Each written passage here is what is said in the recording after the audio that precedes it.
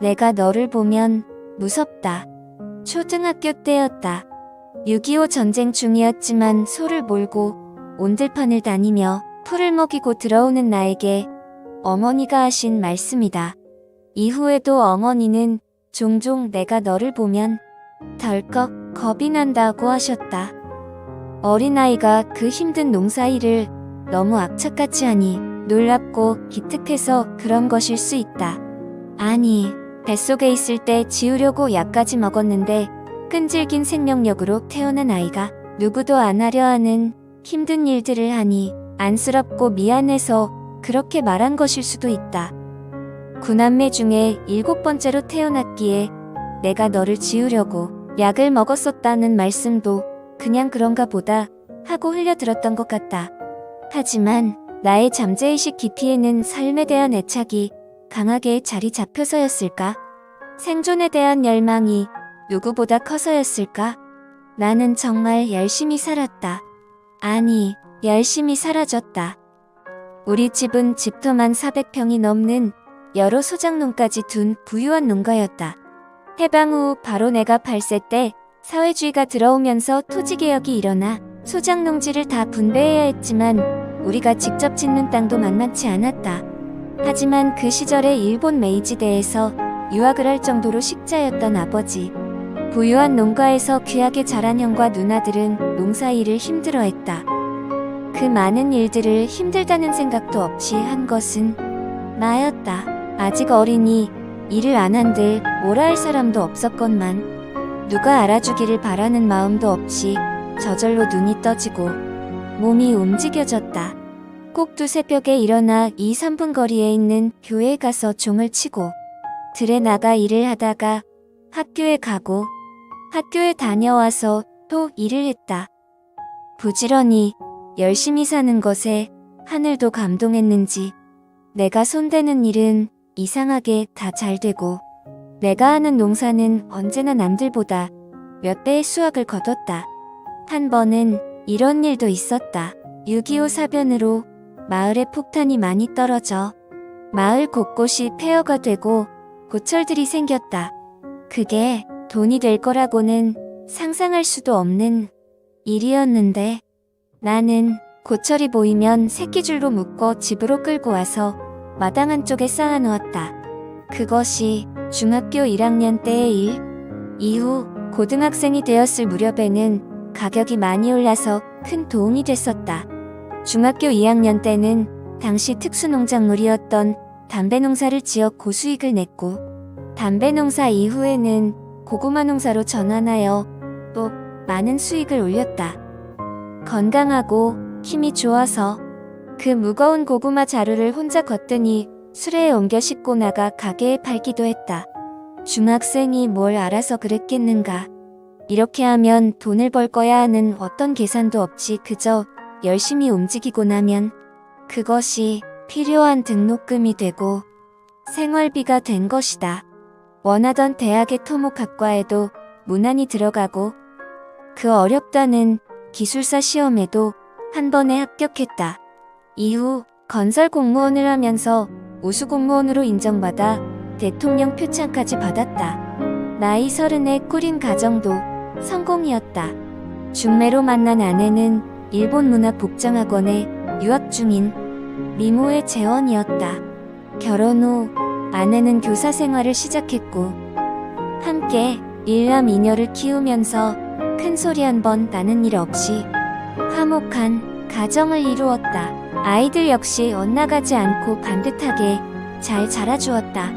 한마디로 참 평탄한 삶이었다. 스스로 한 번도 힘들다고 생각한 적이 없고 하고자 하는 일에 어떤 장애가 닥쳤다며 좌절한 적도 없으니 돌아보면 참 신기하고도 이상한 내 인생이었다. 왜 그렇게 사라졌는지 이해된 것은 나이 60이 되던 해 지인의 소개로 마음 수련을 하게 되면서였다. 자기를 돌아보고 자기라는 존재가 쌓아온 모든 마음을 버리게 하는 마음 수련은 나라는 이기적인 존재를 없어지게 함으로써 편안한 순리의 삶을 살게 하는 명상이었다. 잉태되면서부터 죽음의 공포를 겪어야 했던 생명. 어머니는 그 시대 시골에서 듣고 알았던 아기 지우는 독한 약초를 먹었지만 지워지지 않아 또 다른 약초를 과하게 먹었다가 아기보다는 당신이 돌아가실 뻔했다고 했다. 갑자기 배가 심하게 아프면서 눈을 뜰 수 없을 정도였고 뱃속의 아기가 요동을 쳐오면서 견딜 수 없는 고통이 몇 차례나 계속돼 죽을 뻔하셨다는 것이다. 그 후 어머니는 많이 후회했고 후유증으로 고생하셨다고 했다. 뱃속의 태아에게도 그것은 단순한 죽음의 공포를 넘어 이미 죽음의 목전에 갔던 경험이었으리라. 죽음에 대한 경험은 또 있었다. 8살 무렵 냇가에 물에 빠진 적이 있다. 헤엄도 못 치는데 어린 나이에 어떻게 그런 생각을 했는지 강바닥까지 내려갔다가 떠올랐다를 반복하면서 500m를 떠내려가다가 동네 형이 구해줘 살아났었다. 그렇게 죽음과 직면했던 경험은 한순간 삶을 내려놓게 하고 삶이란 내가 선택하고 내가 잘나 사는 것이 아니라 순리에 의해 저절로 사라지는 것임을 겸허하게 깨닫게 한 것 같다. 어릴 때부터 쉬지 않고 일하며 학교에 다녔고 집안의 대소사를 다 챙겼고 50년 넘게 직접 선산을 관리했던 나다.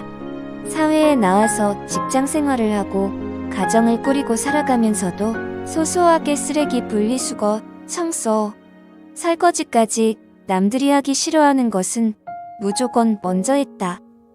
사람이라면 어찌 고생스럽고 힘들지 않았겠는가. 그럼에도 어떻게 그렇게 힘들다, 하기 싫다 하는 생각이 전혀 들지 않았는지 내가 생각해도 내가 신기했는데 그 이치가 마음 수련을 만나면서 깨달아진 것이다. 가장 아름다운 삶이란 순리의 삶이다. 숨을 쉬고 맥박이 뛰고 머리카락이 자라는 것이 내 뜻과 상관없이 저절로인 것처럼 자연스럽게 저절로 사는 자체가 평화고 행복이다. 물이 돌을 만나면 키에 흐르고 가다가 또 나무 둥치를 만나면 옆으로 흐르듯 부지런히 움직이되 남들을 존중하고 이해하면서 살면 저절로 성공하고 잘 살게 된다. 아니, 그렇게 산다는 마음 없이 사라진다. 사람들은 흔히 우리는 하나다 마음을 모자라며 구호를 외치고 결의를 다지고는 한다. 하지만 사람마다 마음이 다 다르다 보니 그게 참 힘들다. 못 하나 박는 것도 거울 하나 다는 것도 이 사람은 이랬으면 좋겠다. 저 사람은 저랬으면 좋겠다 하고 부딪히는 것이 사람 마음이니 말이다. 그것이 해결되는 비결은 딱 하나다.